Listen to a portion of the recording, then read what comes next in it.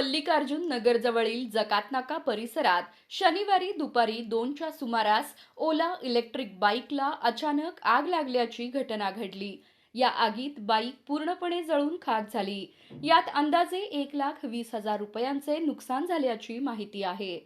अशोक थलांगे यांच्या मालकीची MH13EG4960 क्रमांकाची ओला इलेक्ट्रिक बाईक जकातनाका परिसरातून जात असताना अचानक पेटली। काही वेळातच आगीने बाईकला पूर्णपणे वेढले, त्यामुळे परिसरात काही काळ गोंधळाचे वातावरण निर्माण झाले। घटनेची माहिती मिळताच अग्निशामक दलाचे पथक घटनास्थळी दाखल झाले। जवानांनी पाण्याचा मारा करून बाईकला लागलेली आग विझवली, मात्र तोपर्यंत बाईक पूर्णपणे जळून खाक झाली। आगीचे नेमके कारण समजू शकले नाही। इलेक्ट्रिक बाईकच्या बॅटरीमध्ये बिघाड झाल्यामुळे आग लागली असावी, अशी प्राथमिक शक्यता व्यक्त केली जात आहे।